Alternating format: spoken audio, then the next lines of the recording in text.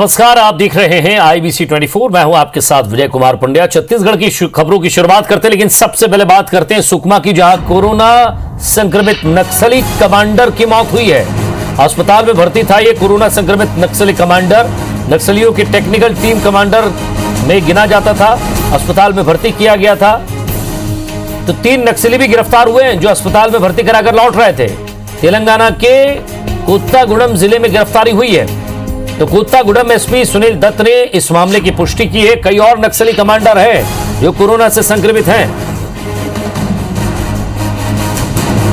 तो बड़ी खबर आपको बता रहे हैं, कोरोना संक्रमित नक्सली कमांडर की मौत हुई है। अस्पताल में भर्ती था ये कोरोना संक्रमित नक्सली कमांडर। बताया जा रहा है कि टेक्निकल टीम का विशेषज्ञ था और टेक्निकल टीम का कमांडर बताया जा रहा है। 3 नक्सली जो भर्ती कराकर लौट रहे थे वो भी गिरफ्तार हुए हैं। राजा राठौर हमारे संवाददाता हमारे साथ जुड़ गए। राजा, कोत्तागुड़म एसपी सुनील दत्त उन्होंने पुष्टि की है इसकी कि उसकी मौत हुई है। 3 लोग और गिरफ्तार हुए। देखिए, जो 3 नक्सलियों की गिरफ्तारी हुई है उससे ही इस बात का खुलासा हुआ कि खम्मम, जो तेलंगाना का खम्मम जिला है, वहाँ के एक अस्पताल में भर्ती कराया गया था उस नक्सली कमांडर जिसका नाम कोरसा गंगा उर्फ आयतू है। तो पुलिस ने जब पूरे मामले की पूछताछ के लिए उस अस्पताल प्रबंधक से संपर्क किया तो पता लगा कि उस संक्रमित जो कोरोना संक्रमित नक्सली है उसकी मौत हो चुकी है।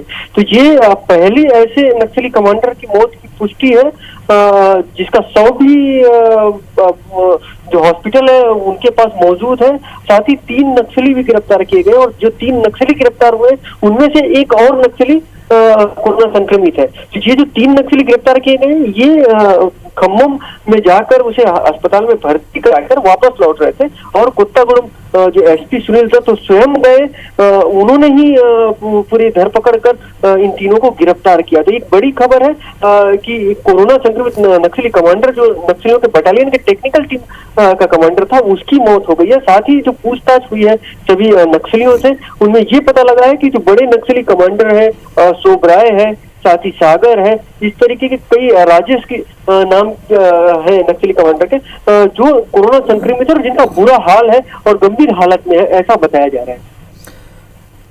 शुक्रिया राजा इस तमाम बातचीत के लिए। और अगली खबर भिलाई से मिल रही है, जहां ऑयल से भरे टैंकर में आग लग गई है। ड्राइवर और कंडक्टर ने कूदकर अपनी जान बचाई है। फायर ब्रिगेड की गाड़ियों ने आग पर काबू पा लिया है। 2 घंटे तक सड़कों पर जाम लगा रहा। तो धमदानागा टोल प्लाजा के पास ये घटना हुई और ऑयल टैंकर बताया जा रहा है जिसमें आग लगी थी। सिर्फ ट्रक में आग लगी है। अभी फिलहाल टैंकर की तरफ आग नहीं पहुंची। अगर उस तक आग पहुंचती तो बड़ा हादसा हो सकता था।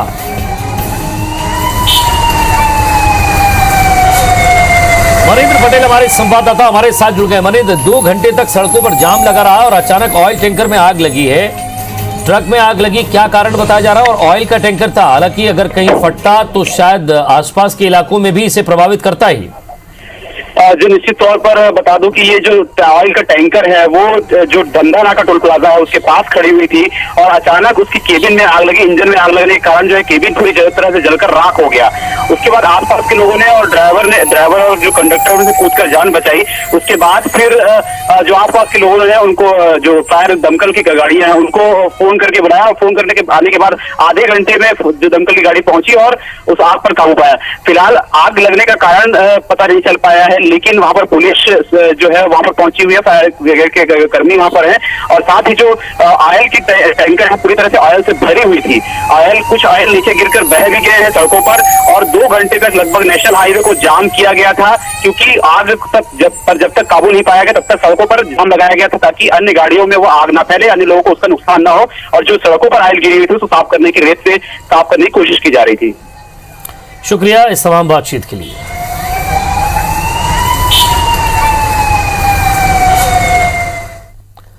और इधर एक बड़ी खबर लोरमी से है, जहां 20 एकड़ के पेरावट में आग लग गई है। बस्ती के मकानों में भी आग फैलने का खतरा बना हुआ है। अब तक फायर ब्रिगेड की गाड़ियां नहीं पहुंची जबकि सूचना दे दी गई है। सहसपुर गांव में यह घटना हुई है। तस्वीर आप देखिए, 20 एकड़ से ज्यादा के पेरावट में आग लग गई है।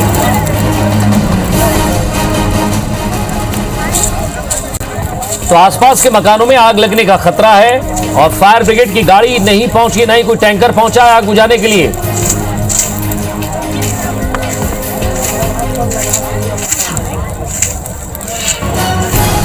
तस्वीर देखिए, आसपास के लोग कुछ कोशिश तो जरूर कर रहे हैं लेकिन आग पर काबू नहीं पा रहे हैं।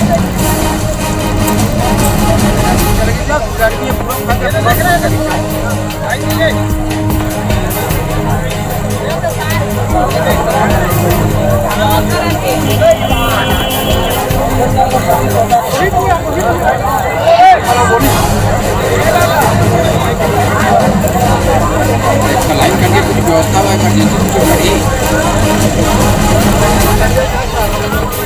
करके आगे लगेगा। छत्तीसगढ़ में कोरोना टीकों की बर्बादी के आंकड़ों को लेकर राज्य सरकार और केंद्र के बीच विवाद जारी है। अब प्रदेश के राज्य टीकाकरण अधिकारी ने कहा है कि 30% डोज की बर्बादी का सवाल ही नहीं उठता। उन्होंने दावा किया कि प्रदेश में कोरोना वैक्सीन की बर्बादी का आंकड़ा 1% से भी कम है। दरअसल केंद्र सरकार की ओर से जारी आंकड़ों में बताया गया है कि छत्तीसगढ़ में कोरोना वैक्सीन की बर्बादी का प्रतिशत 30% है, लेकिन राज्य इससे कोविन पोर्टल की खामी बता रहा है। राज्य सरकार के मुताबिक 45 से ऊपर उम्र वर्ग के लिए केंद्र की ओर से दिए गए टीके का वेस्टेज प्रतिशत 0.81% है, जबकि 18 से 44 वर्ग के राज्य कोटे के वैक्सीनेशन का वेस्टेज वैक्सीन का वेस्टेज 0.63 है। राज्य टीकाकरण अधिकारी के मुताबिक केंद्र की नई व्यवस्था में हर दिन वैक्सीनेशन साइट से ही वैक्सीन यूटिलिटी रिपोर्ट भरी जाती है।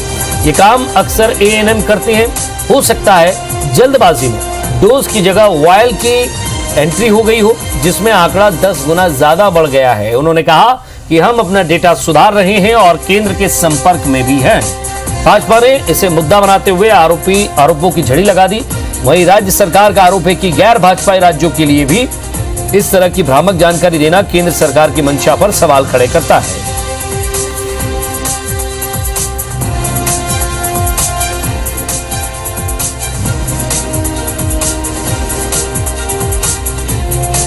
तो मुख्यमंत्री भूपेश बघेल ने कहा है कि यहां केंद्र की गाइडलाइन से भी कम वैक्सीन का वेस्टेज हुआ है।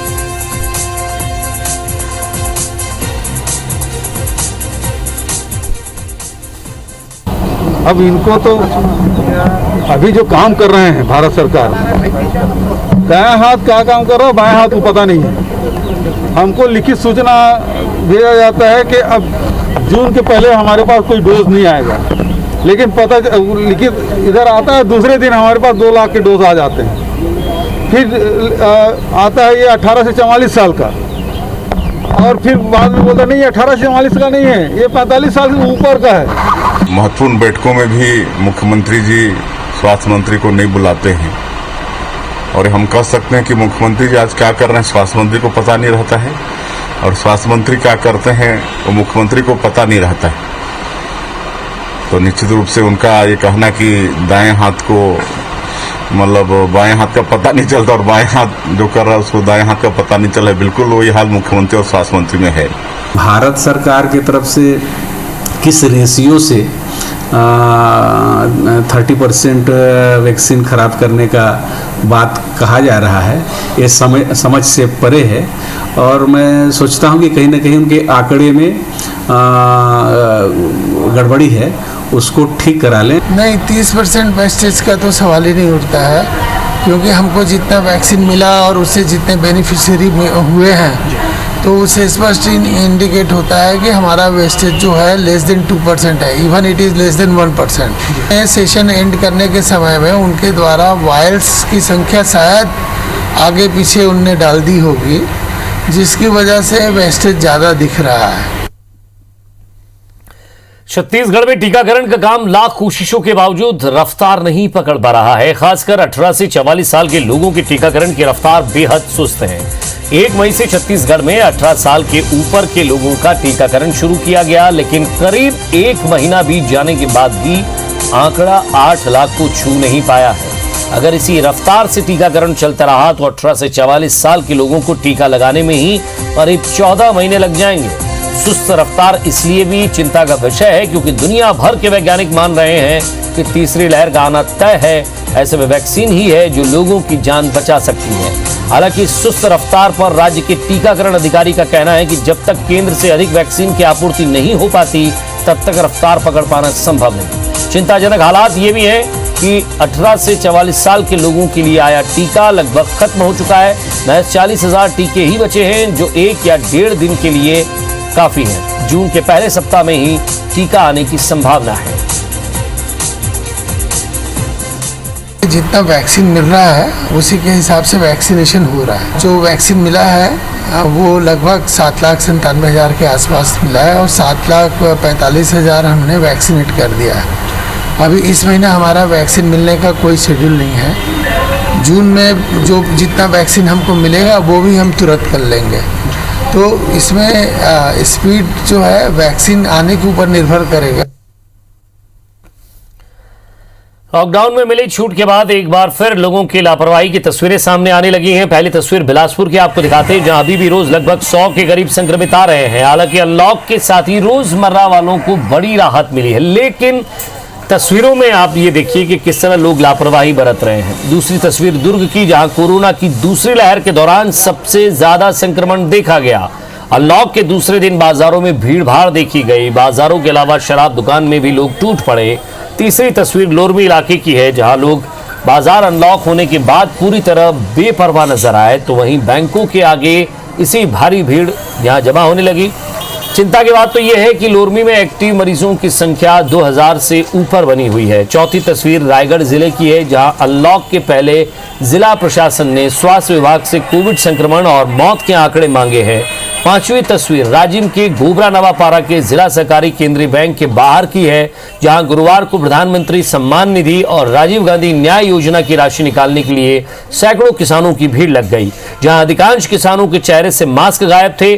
छठवीं और अंतिम तस्वीर कोरिया की है, जहां लॉकडाउन में छूट मिलते ही बाजार में भीड़ उमड़ पड़ी और यहां भी बैंक के बाहर मौजूद लोगों की भीड़ नियमों की धज्जियां उड़ाती नजर आई।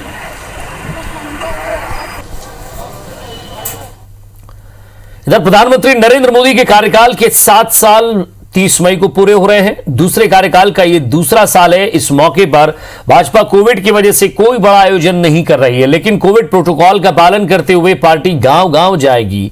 भाजपा के प्रदेश अध्यक्ष विष्णुदेव साय ने प्रेस कॉन्फ्रेंस में यह जानकारी दी है। उन्होंने बताया कि 30 मई को देश भर के 1 लाख लोगों में बीजेपी उन तक पहुंचेगी।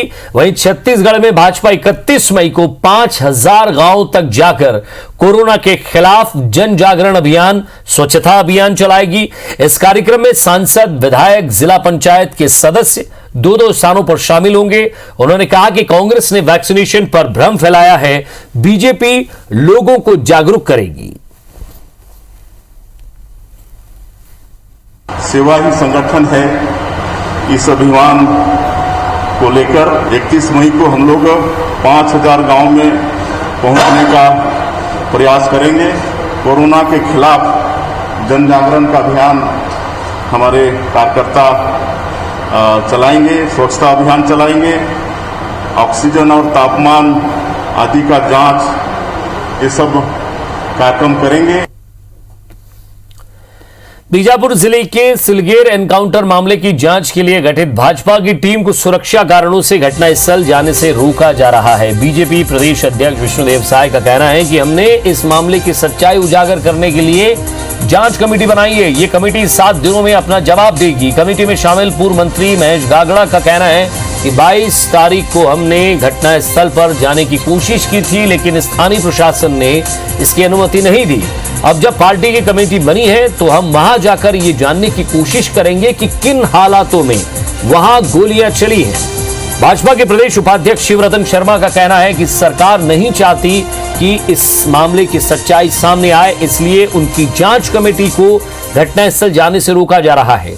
इस मामले में संसदीय सचिव विकास उपाध्याय का कहना है कि भारतीय जनता पार्टी अब इस मामले में भी राजनीति कर रही है। कांग्रेस के वरिष्ठ नेता और सर्व आदिवासी समाज के संरक्षक अरविंद नेताम ने केंद्र के साथ ही राज्य सरकार को भी आड़े हाथों लिया। राज्य सरकार पर निशाना साधते हुए नेताम ने कहा कि अगर कांग्रेस की राज्य सरकार केंद्र की भाजपा सरकार के इशारे पर चल रही है तो ये माना जाना चाहिए कि राज्य सरकार नागपुर के इशारे पर काम कर रही है। पार्टी के तरफ से जांच कमेटी का अनाउंस हुआ है और 7 दिन का उनको समय दिए हैं। 7 दिन के अंदर वहां जाकर वो जांच करके रिपोर्ट पार्टी को सौंपेंगे। इस सरकार में कहीं कोई सुनवाई है ही नहीं है, कोई सुनवाई होती ही नहीं। 22 तारीख को जाने की कोशिश की है तो प्रशासन द्वारा सरकार के निर्देश पर स्थानीय विधायक मंत्री उनके लगातार निगरानी के कारण हम लोग को आगे जाने नहीं दिया गया। सरकार या कांग्रेस पार्टी बीजेपी के जो सेंट्रल पार्टी के हिसाब से चल रही है ये ठीक नहीं। इन्हें नागपुर वालों के इशारे पे चल रही है, ये ठीक नहीं है। कांग्रेस की अपनी स्टैंड होनी चाहिए। उनका दल बनाए, वो जाकर देखें कोई इसमें दिक्कत है। हम खुद चाहते हैं कि उसमें क्या क्या सच्चाई है वो निकल कर आना चाहिए और समय आने पर वो उनको मौका भी मिलेगा, वो जाए बात करें। लेकिन भारतीय जनता पार्टी हर चीज को राजनीतिक चश्मे से देखती है और हर चीज पर राजनीति करती है। छत्तीसगढ़ चैंबर ऑफ कॉमर्स दुर्ग जिले के उपाध्यक्ष बहुचर्चित सराफा व्यवसायी प्रकाश चंद सांखला को डीआरआई की टीम ने गिरफ्तार कर कोर्ट में पेश किया, जहां कोर्ट ने उसकी जमानत अर्जी खारिज कर दी। डीआरआई को सागर ले जाने की अनुमति दे दी गई। राजस्व खुफिया निदेशालय के अधिकारियों ने कस्टम एक्ट 1962 की धारा 135/104 के तहत डीआरआई की टीम ने गिरफ्तार किया है। डीआरआई की टीम ने सराफा कारोबारी प्रकाश को अनुमति मिलने के बाद सागर में 4 आरोपियों से कार में जब्त 8 किलो 100 ग्राम सोने के बारे में पूछताछ करेगी। बताया जा रहा है कि पिछले दिनों राजनांदगांव में हुई रेड में प्रकाश सांखला का इस मामले में नाम सामने आया था, जिसकी पुष्टि मध्य प्रदेश के सागर में जब्त सोने को ले जाते हुए आरोपियों ने की है। इनपुट के आधार पर 25 मई को डीआरआई के डिप्टी डायरेक्टर नितिन अग्रवाल की टीम ने सांखला के महावीर कॉलोनी स्थित घर और गांधी चौक स्थित नवकार ज्वेलर्स पर दबिश दी, जिसमें 1 किलो सोना और 65 लाख रुपए नकदी समेत कुछ दस्तावेज बरामद किए गए।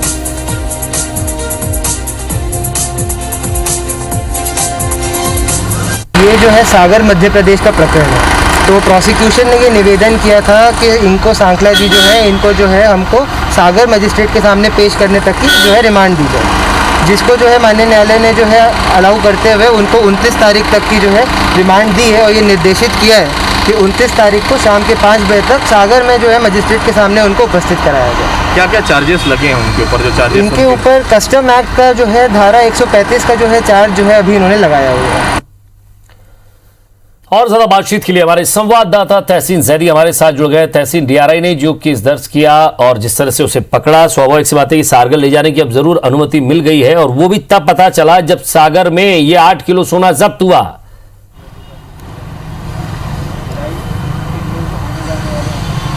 निश्चित तौर पे जिस तरीके से यहाँ पे पहले एक बात कर लेते हैं कि जो सबसे पहले जो एक रेड कार्रवाई हुई थी, जो डीआरआई को इनपुट मिले थे, उसमें जो वैध बंधुओं के जो राजनांदगांव में जो एक रेड कार्रवाई हुई थी, वहाँ से ये इनपुट निकल के आया था कि ये सांखला जो हैं प्रकाश सांखला नवकार ज्वेलर्स के जो मालिक हैं और छत्तीसगढ़ चैम्बर ऑफ कॉमर्स के दुर्ग जिले के उपाध्यक्ष भी हैं, उनका भी इन्वॉल्वमेंट इसमें सामने आया था। इसके उनके साथ साथ कई और बड़े ज्वेलर्स का नाम आया था, लेकिन डीआरआई के पास कोई पुख्ता सबूत नहीं होने की वजह से वो रेड कार्रवाई नहीं हुई थी। उसके बाद जो है एक जो स्विफ्ट गाड़ी में सागर जो मध्य प्रदेश में 4 आदमी जो पकड़ाए थे, उनके पास से जो 8 किलो 300 ग्राम जो एक सोना बरामद किया गया था, उसमें इस बात की पुष्टि हुई और इस बात के प्रमाण डीआरआई को मिले कि वो क्योंकि उन्होंने जो पूछताछ में बताया कि ये प्रकाश सांखला से खरीद कर दुर्ग से लेके जा रहे हैं। तो उसके बाद जो है 25 तारीख को जो डिप्टी डायरेक्टर हैं डीआरआई के नितिन अग्रवाल,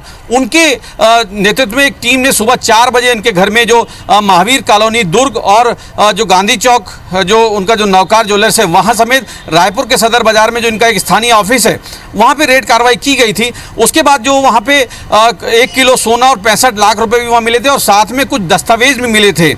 उसके बाद जो इनके जो भतीजे हैं नितिन सांखला, उनसे और साथ में जो प्रकाश सांखला हैं, इनसे पूछताछ की गई, सिटी कोतवाली दुर्ग में पूछताछ की गई। लेकिन आज जब उन्होंने दस्तावेज खंगाले तो उसमें कुछ निकल के आया, और जिस तरीके से अधिकारी बताते हैं कि वायलेंस ऑफ कस्टम एक्ट के तहत आज उनको गिरफ्तार कर लिया गया। और उसमें के बाद जब उनको कोर्ट में पेश किया गया और उसमें जमानत अर्जी भी उन्होंने, उनके वकील जो बचाव पक्ष के थे, उन्होंने लगाई थी, तो लेकिन उसको जो खारिज करते हुए उनकी जो जमानत अर्जी थी, उसके बाद उनकी जो आवेदन था डीआरआई का कि इनको सागर ले जाके क्रॉस चेक कराना है।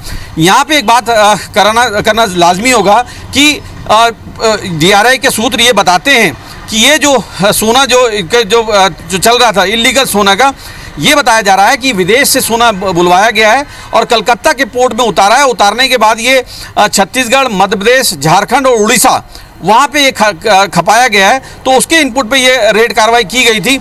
अब जो है जैसे ही आदेश मिला है, डीआरआई को कोर्ट से अनुमति मिली है और उसमें अनुमति में ये कहा गया है कि 29 तारीख को शाम 5 बजे इनको सागर में न्यायालय के में पेश करना अनिवार्य है और तब तक की उनकी रिमांड दी गई है। और जैसे ही वो आदेश हुआ है तो कोर्ट से वो टीम जो है प्रकाश सांखला को लेकर सीधे सागर निकल गई है। अब जो सूत्र बताते हैं, जो आधिकारिक सूत्र बताते हैं डीआरआई के, उनकी अब वो जो पहले जो 4 लोग सागर में गिरफ्तार हुए थे उनके साथ में इनको सामने आमने बिठाकर, क्योंकि ये अभी डिनाई कर रहे हैं, तो अभी उनके आमने सामने बिठा के उनसे पूछताछ की जाएगी, क्रॉस चेक किया जाएगा। के बाद ही साफ हो पाएगा तहसील की आगे की तस्वीर क्या बनती है और किस तरह से ये सोना कहाँ आया था, कैसे आया था, किसने लिया और किससे मंगवाया है। बहुत बहुत शुक्रिया इस तमाम बातचीत के लिए। और इसी के साथ फिलहाल इस बुलेटिन में इतना ही। नमस्कार।